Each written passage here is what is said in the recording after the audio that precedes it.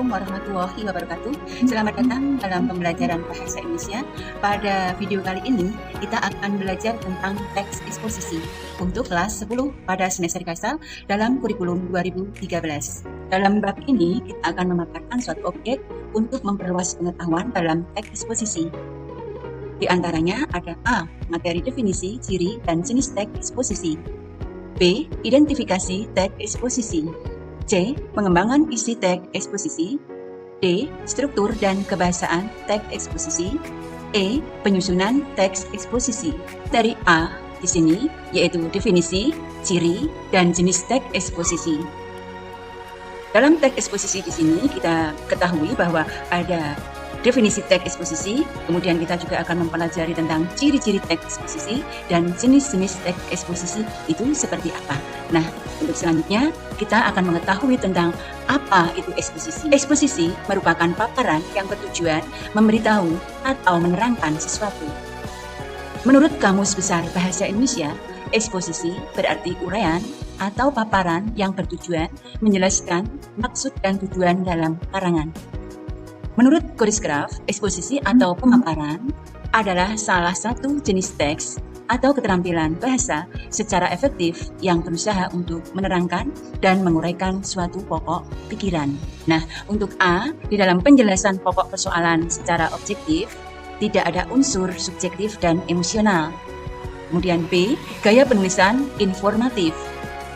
C, teks memuat fakta. Di sini kita akan mendalami tentang bagaimana tentang teks eksposisi tersebut, bahwa di dalam teks eksposisi definisi ada eksposisi analisis, kemudian eksposisi klasifikasi, eksposisi identifikasi, eksposisi perbandingan atau pertentangan, dan eksposisi ilustrasi. Dalam materi B sekarang kita akan mempelajari tentang mengidentifikasi teks eksposisi. Identifikasi permasalahan, argumentasi, pengetahuan, dan rekomendasi dalam teks eksposisi. Fakta dan opini dalam teks eksposisi. Teks eksposisi berisi paparan yang disampaikan kepada pembaca atau pendengar. Salah satu cara menyampaikan paparan kepada pendengar adalah dengan berpidato. Dalam naskah pidato terdapat paparan yang berupa argumentasi dan rekomendasi. Argumentasi berisi pendapat yang dikemukakan dalam pidato. Sedangkan rekomendasi merupakan kesimpulan yang disampaikan dalam pidato tersebut. Menurut Kamus Besar Bahasa Indonesia, fakta adalah suatu keadaan atau peristiwa yang berisi kenyataan dan benar-benar terjadi. Sedangkan opini adalah pendapat yang dikemukakan. Dalam materi C di sini kita akan mempelajari tentang pengembangan isi teks eksposisi. Nah, seperti apa dalam pengembangan isi teks eksposisi tersebut? Nah, seperti yang kita lihat dalam video pembelajaran ini, yaitu dalam melengkapi tesis dengan argumen, itu akan menyampaikan kembali isi teks eksposisi dengan gaya bahasa yang berbeda. Nah, kita akan mengetahui bagian-bagiannya. Dalam strukturnya di sini ada tesis. Tesis adalah bagian pembuka dalam teks eksposisi. Tesis di sini berisi pernyataan pendapat. Pendapat dalam tesis merupakan gagasan pokok dari suatu teks eksposisi. Gagasan pokok tersebut dapat dikembangkan dengan beberapa argumen penjelas. Nah, jadilah untuk melengkapi tesis dengan argumen. Kemudian, bagaimana cara menyampaikan kembali isi teks eksposisi tersebut? Yaitu, cara menyampaikan kembali isi teks tersebut dengan membuat gagasan penjelas dari setiap kalimat utama yang terdapat pada teks eksposisi. Tetap, perhatikan isi dari teks eksposisi tersebut.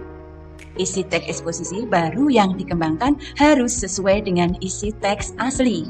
Nah, jadilah kita akan dapat menyampaikan kembali isi teks eksposisi dengan gaya bahasa yang berbeda, yaitu dengan gaya bahasa kita sendiri. Materi D, kita masuk dalam struktur dan kebahasaan teks eksposisi. Struktur teks eksposisi. Ya, struktur di sini ada yang pertama tesis, yang kedua argumentasi, yang ketiga penegasan ulang.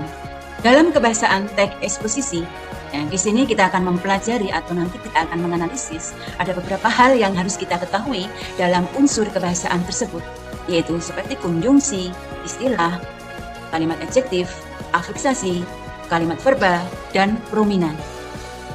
Kemudian dalam materi E selanjutnya, penyusunan teks eksposisi.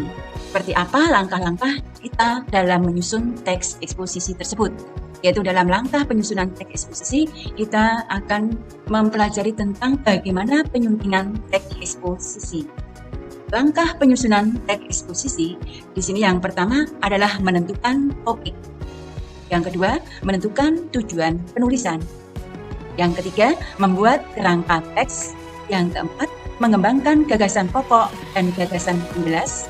Yang kelima, menuliskan teks eksposisi secara padu. Penyuntingan adalah kegiatan suatu proses, cara, perbuatan menyunting. Kegiatan penyunting dapat dilakukan dengan membaca, mencermati, menambah, atau mengurangi isi teks.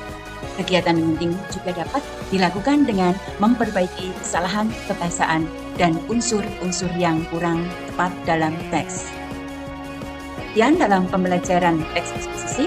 Terima kasih atas perhatiannya. Wassalamualaikum warahmatullahi wabarakatuh.